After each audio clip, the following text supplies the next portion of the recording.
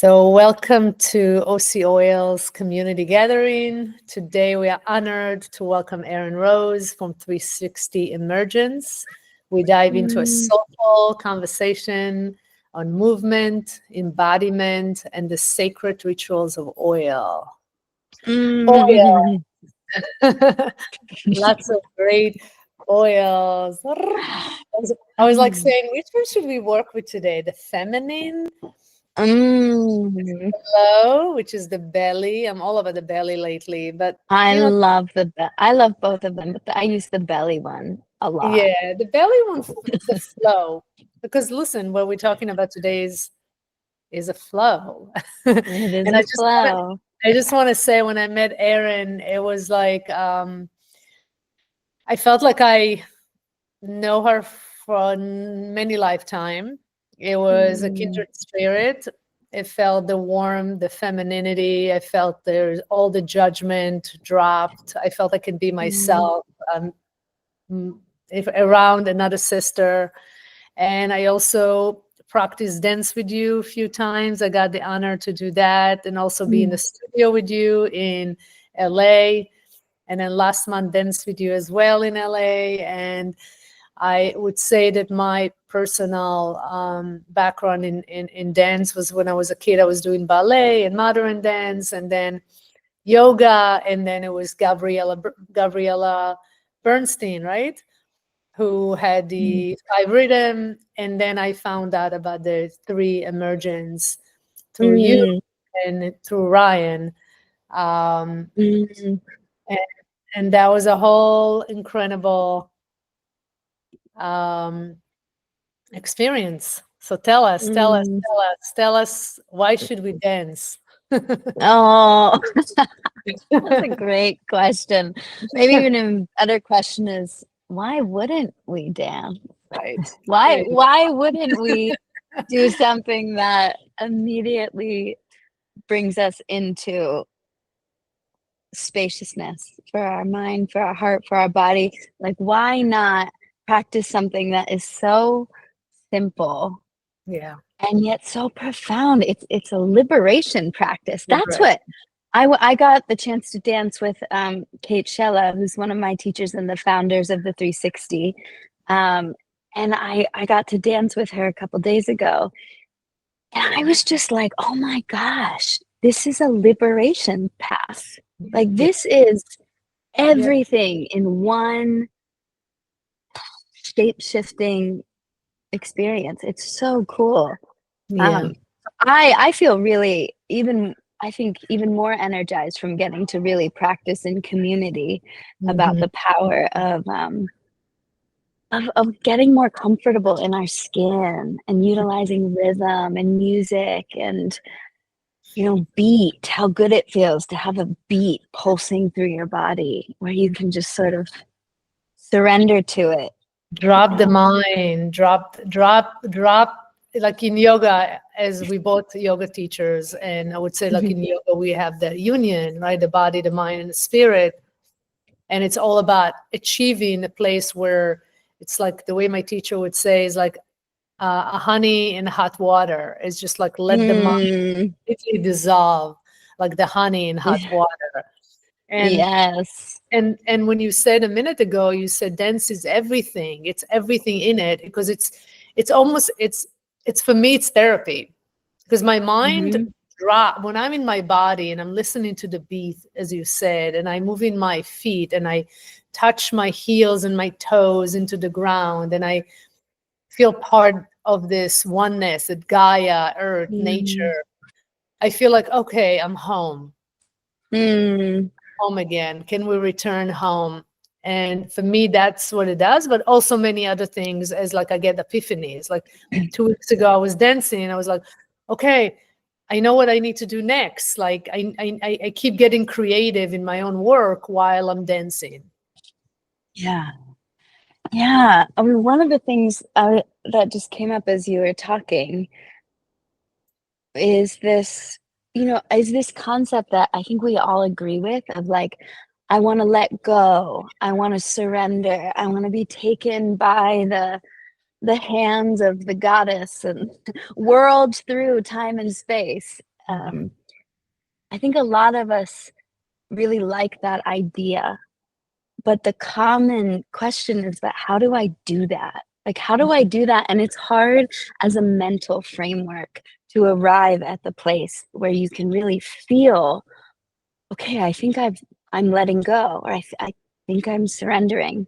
But with the dance, you get an actual physical experience of that moment when the dance takes over, and it comes with, practice, and it comes with, I think, a commitment to going to a space of practice consistently. But it does happen, and it does happen universally, because we all are dancers. We all have that life force that flows through us. And so what we're doing is just opening the aperture so that relationship with life force can get bigger, and our own sort of mental contractions can become smaller. And then there's this contrast, and it feels so good when your mind gets smaller. And this experience of just being in the rapture of having a body gets bigger.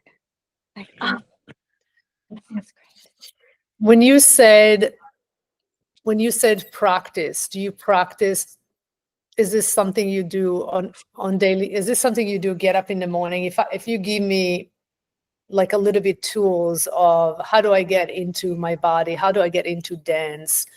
Do I start it in the morning? Do I do I do it alone in my own, bedroom with my PJ or with underwear in the morning, or just put music on? There are days that I feel super comfortable with my body, and I would just go in front of the mirror, right, and just dance. But there are days that I feel that, I don't know, the shame comes up. I don't like my body today. My head, my mind is spinning in different directions. And I know that if I'm going to get caught in this story, I'm going to lose the connection to my body. Yeah. Yeah. And I feel like when you even said that, like where your voice went, and like that, we all know that feeling, right? We all know that feeling of like, I just don't feel good, and I feel shame or embarrassed or unlovable, or I feel like somehow I've just like screwed it all up and this is just going to be forever. Like that feeling, and it's so relatable, and that feeling is isolating. So when we're in that, it really is a moment that we feel in and alone. And one thing about dancing, even just with ourselves, is that it really brings us in it together, even with just our own body and the really wise, kind, parts of us. They the parts that feel any sort of hurt get to be in it together with the one that's like, yeah, it feels like that right now, but that's okay. It all gets to move. So I would say those days, the mirror is such a great tool, because it can kind of give you an immediate somatic experience of how you feel about you that day. And there's nothing to judge. It's just some days you walk by and it's like, okay. Some days you walk by and you're like, ah. Some days you walk by and you're like, what? Right?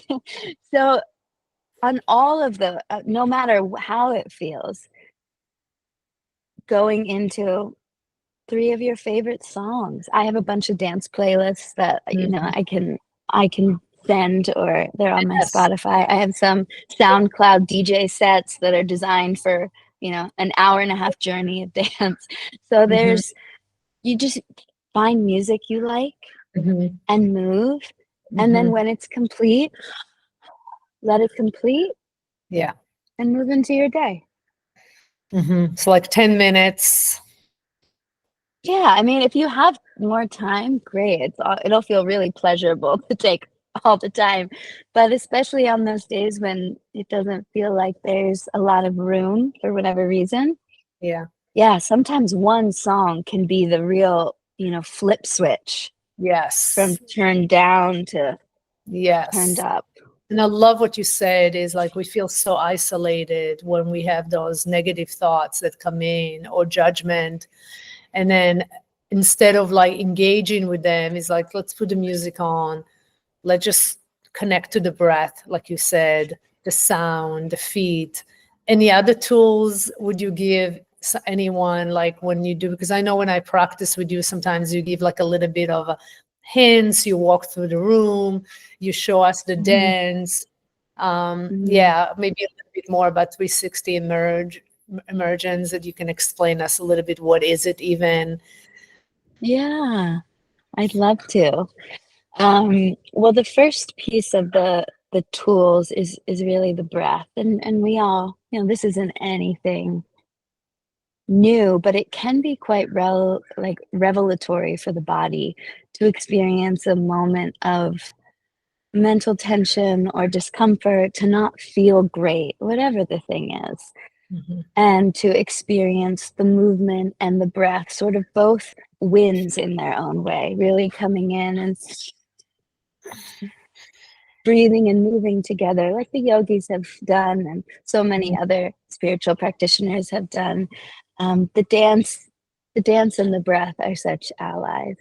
And that's something we talk about in the 360 emergence, which is a movement practice that was born from Gabrielle Roth's 5 rhythms. Gabrielle Roth. Like, Kate and Amber's teacher, one of them. The 360 emergence was born when they, after teaching that method for a while and saying, there's other ways that we want to experience this practice. Yes, So the 360 emergence emerged, and it's really about the willingness to greet 360 of ourselves. So every direction of our medicine wheel, of our psyche, of our body, of our timeline, of our lineage. It's a brave practice that is a personal practice and done often in community, or with like a one-on-one facilitator.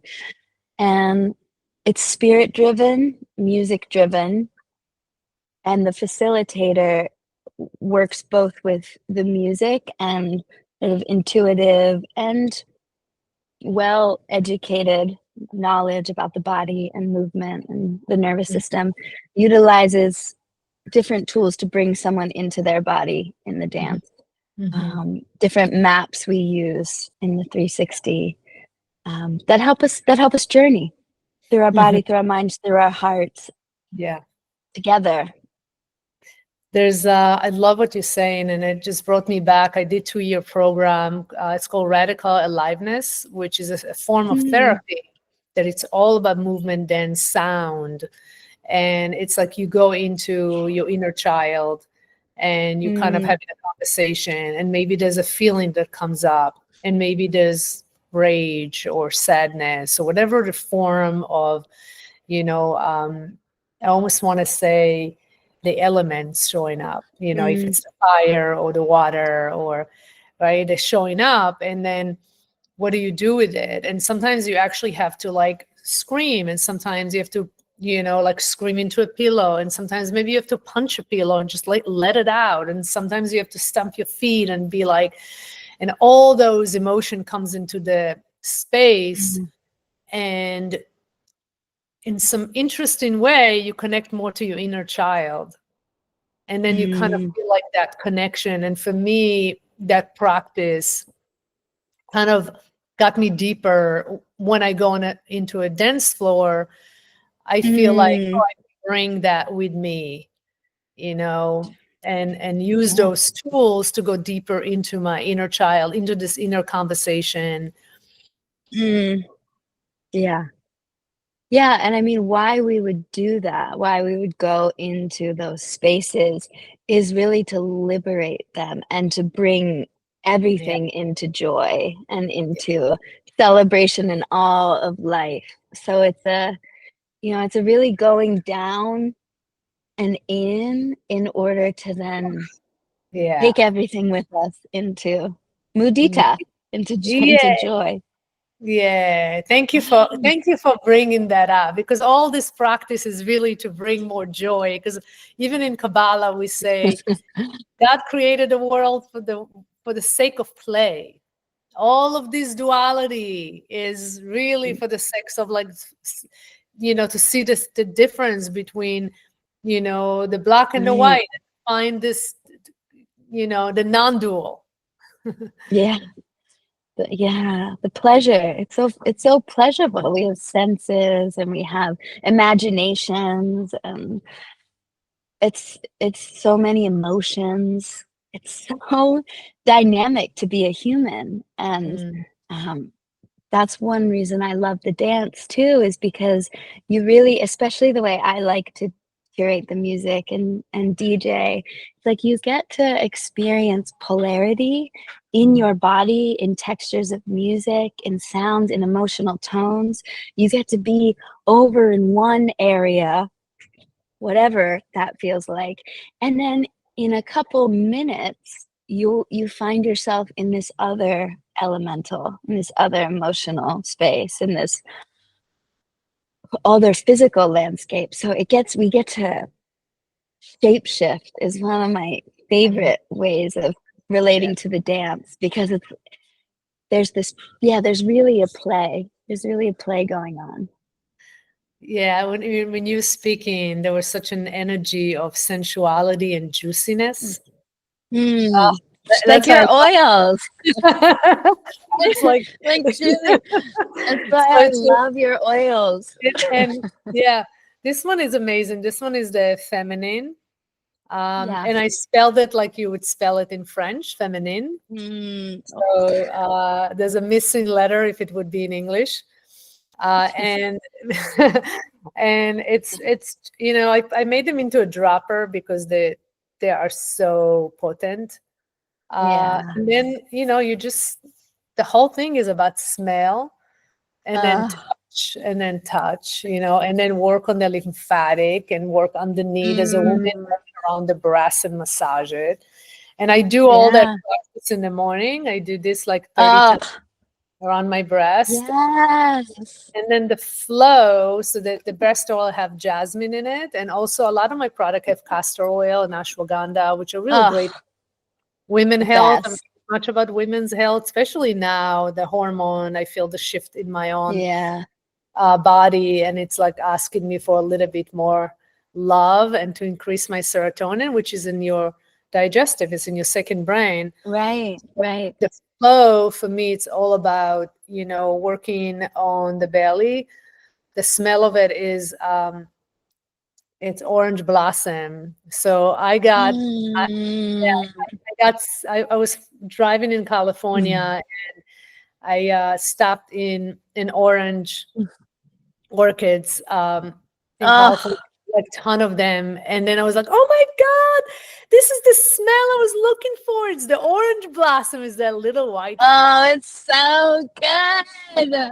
It's so good. Wow. Yeah, and a lot of women, love it. Yeah, a lot of women from my background in the Middle East and North Africa is where I'm from, that we use orange blossom, the water of it. Sometimes it's the water, rose water, sometimes it's the orange blossom. If you use it is to uplift for women, because it's sort of like lift your energy, lift if you feel sadness. It's kind of like giving you this boost. And then you put it around your belly. Wow. Massage it around clockwise around the belly, and you just go like a dough.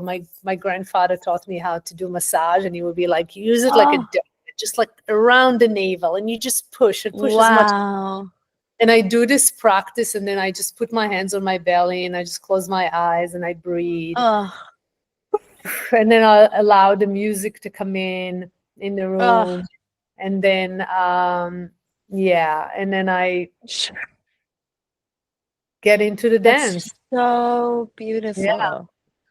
That's so beautiful. I think it's like so important for me. I find that it's so important for me to bring that energy that you just did, which is, you have it in you. It's innate in you. That's the beauty about you, is that you have this juiciness, you have this sensuality, you have this softness. And I find that as a businesswoman, sometimes, we have to deal with being upset on the phone or getting things done, or stress with this and money and all those life being in the world. But that practice that you describe and the practice that I just show with the oils is about, you are in the world, but you're not of it.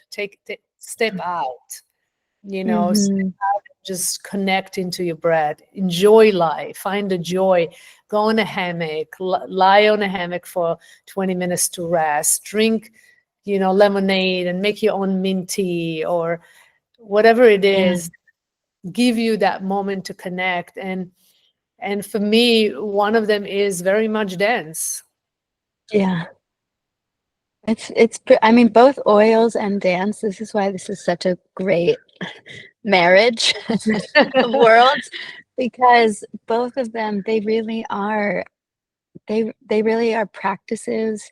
They're ways of caring for our beings on multiple koshas, on multiple layers. And to me, there's something just like after dancing, I feel more connected to my body. Even if some days I haven't moved into the place of like, yeah, I'm amazing. There's still there's a gentleness and a sweetness and a patience that emerges in the dance. I come home to my body, and I feel that way when I use the oils every day. Tell my partner, he thinks it's hilarious when I oil my body and try and slide into our sheets. He's like, what are you doing? You're covered in oil. And I'm like glowing. He's like, you look like a goddess, but don't come into our sheets right now. But both of them are practices to really tend and love on the body. Yeah. And I think we all agree that it would be a good idea for us to have a radical acceptance and self-love of our physical bodies and everything else. We all agree, but boy, if that isn't a practice, if that really isn't especially I'll speak in my experience, that it's harder for us in the States, because that's where I'm from and that's what I know the most. It's hard for us in the States to really be jazzed about our bodies. It's kind of status quo to say, yeah, here are the things I would change. Let's count them for you. Rather than this and maybe I project this possibility onto a whole culture that has a relationship with their body that is benevolent. This might very well be human across the board, but I do think it's really in our agency to work with that. We can work with it with the oils, we can work with the dance, we can really work with it at any time we recognize our thoughts and how we're treating ourselves.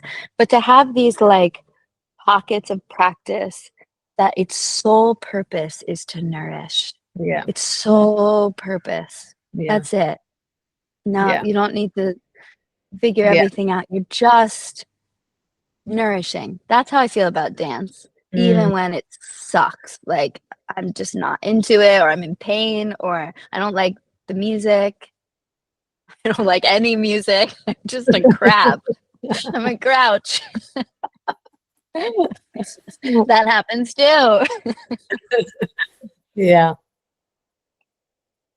For when you were speaking, it came to me the idea of just going in front of the mirror, using the oils and saying a mantra, even just I am, or I love my body, I love my body, or I love my skin, or I love the way my eyes look right now. Look at yourself in the mirror, in the eyes, and just eye contact, and just speak nice to yourself, and say something nice. Oh, I like my skin today. Say 3 nice things about, oh, I love my hair today. Oh, my skin feels so good and so soft. Or oh wow, the smell of my body is like, oh, I smell my body, the oil of my body and the oils that I'm using. And I mean, I really, really created those oils as a ritual. And really, it's, you know, it's slow beauty. It's slow beauty. It's slow Beauty. That's going to be the theme of my dance this week. Yeah. Slow beauty. Yes. Yeah. I mean, and what's so cool, even because the reality, I think, is that mirror, looking in the mirror and saying something kind on some days can feel like so far away and so hard. And also, like, you're completely lying, right? So you might do that and be like, I feel worse because now I'm lying to myself. And what I love about the oils and the dance is that it's really like you get to have this experience inside you with you without even needing to like a mirror. It's just all can be like non-verbal, can be totally like eyes inside to feeling and Love it. sensation. Yes. So it's like you can just kind of go through the body to get any amount, maybe not even closer to like believing what we'd say to the mirror, but even like giving so much generous space for the feelings that we don't, whatever we don't like they're just a lot of dance floor around them. Yeah. Ooh, I love that. I love that. Yeah. I mean, just that, no mirror and going in. Yeah. Yeah. Dropping. I feel like the most Ayurvedic person when I use your oils, even though I'm always I'm such a novice with Ayurvedic medicine. One of my best friends is an Ayurvedic educator, so I'm always calling her up like, okay, so what's the tridosha prescription for this? But it's so cool. I use the ghee on my eyes every night. And I've been wanting to tell you that because I love it. I love the way it feels. And I really think it's really helped I like my eyes feel clearer. I wake up and I'm wow, I feel like they're brighter. My skin feels softer. It's really cool. I kind of want to put the ghee all over me, but I don't. Yeah. I don't know if that would be practical. Well, it's probably one of my favorite product is the eye cream, the Sacred, and I made it with saffron and vitamin E and all the things you can put around the eyes. There's rose a little, and yeah, so I use it around the eyes, but I also use it around the mouth because I get dry. And also living in California, your eyes get really dry, so ghee is really helpful. My dad used to tell me that the Bedouin in Israel they live outdoor in tent in Israel, and they use actually clarified butter around their eyes. My dad told me, "Oh, I can't believe you made this product. Actually, the Bedouin are using it." So this has been used for 5,000 years old. 5,000 years. Yeah. It's a medicine, and I put ghee and shadvari on my feet every night before I go to sleep. You put wow, you do. Yeah, because it Is that helps how you me say it? sleep. Shadvari? Shadvari, yeah. I put it on my feet. Yeah, I mix it and I put it on my feet. I'm gonna come up with that product soon, so you're gonna have that as well to do a feet for women, because I'm like all about right now, working with the hormone and getting the balance and working with it. It's been like for me, it's been really tough 3 years, and with my body's shifting and I feel it, and it's like, ooh, what do I do? And yeah, you take more ashwagandha, you use castor oils, packs on your belly. But doing the ghee in the eyes and doing it on the feet, for me, it's like I feel like a queen. It's so good. I love that. And maybe if it had like the foot thing had a little like ginger in it or something. So there's just that little bit of, I don't know, I'm imagining ginger on my feet right now. Okay. I will consider that. But yeah, you're the artist. So. Well, I actually going to look into it, and I'm wondering, why you would want it for you. But that's just actually, we that's the beauty about Ayurveda, is that You want to drink coffee? Okay, drink coffee with cardamom. You know, you want to use ginger? Oh, you eat meat? Use ginger with meat. You know, it's like everything can be worked, and the desire, it's sort of like, there is really not a lot of no's in Ayurveda, and that's why I love it. It's like, what do you I know, it's so generous. So generous. It's like, well, like creates like, and opposites create balance. And you've been doing a lot of like with like, so naturally, just bring in an opposite. You're like, oh, this makes so much sense.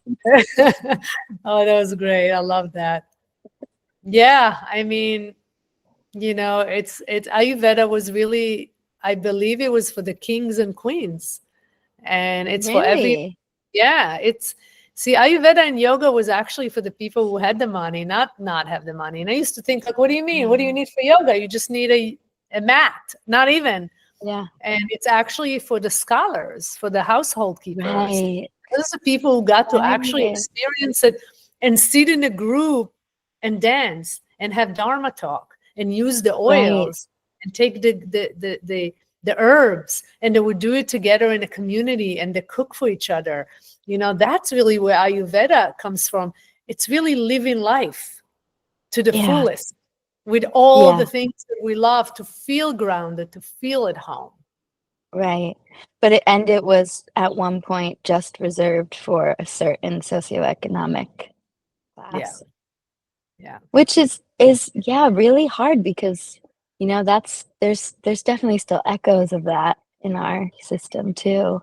And how to really, I've been really in this prayer of how to really take a stand for accessibility. You know, because some of I went on a pilgrimage to India with two amazing teachers, Harshita and Adriana, and we went to the shrine of Yaneshwar, who was this 14th century saint. And what he did was, he was a musician and a poet, and he would sing and play and dance around the towns sharing the Bhagavad Gita. And before it was, no like common folk would have access to it, because it was only for the upper class. And he was like, he achieved his liberation, from, in my understanding, from really sharing generously spiritual truths that are birthright, like rest and food and water and shelter. And I wonder about that, you know, and it would be cool to collaborate with you on maybe some sort of offering that could be tuning into that generosity in some way. Yeah, and I love when I hear you speaking, I see cooking Ayurveda meals, using the oils, doing breath work, moving to dance, hammock time, eating time, rest. Yeah, there's a beautiful place in upstate New York that we can use. I know you're coming in you're coming in, right? I was going to say, why don't you come be my guest at this retreat and offer something? I would love that. That's in June, right? It's over solstice. Yeah. June 21st. I'm in. June 19th to the 22nd. So yes, we should talk. It would be such a gift to have you. Yeah, I can bring the oils, I can bring samples for everyone. And it's gonna be like the sweetest, most nourishing weekend. Like, really just, that's such a dream. Yay! Yeah, let's do it. Here it is. And then if anybody wants to buy the oils, do you have a code that they can go through you and get a discount? Yes. It's Erin, I do. It's Erin 10. Erin 10. Erin 10. She's 10.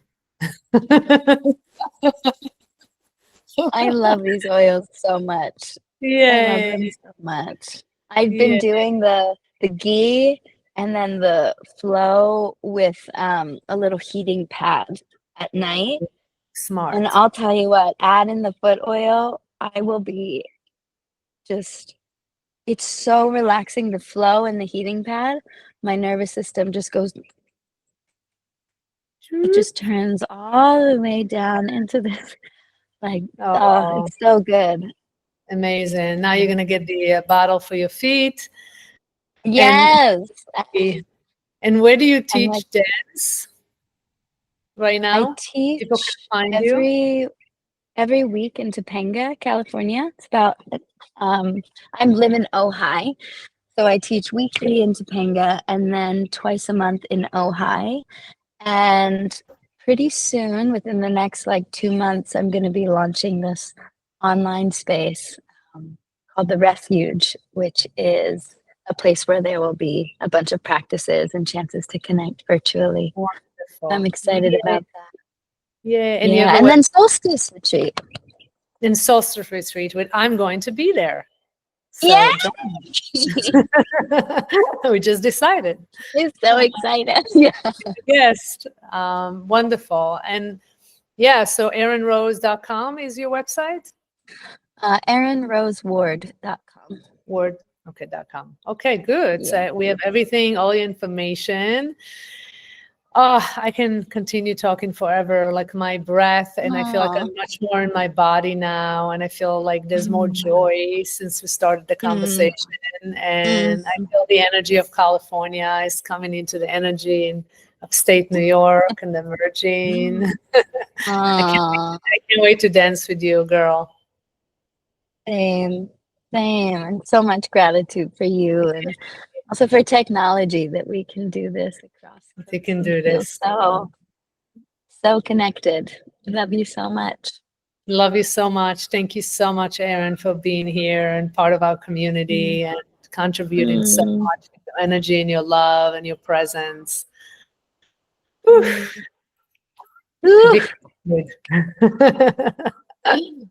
Thank you.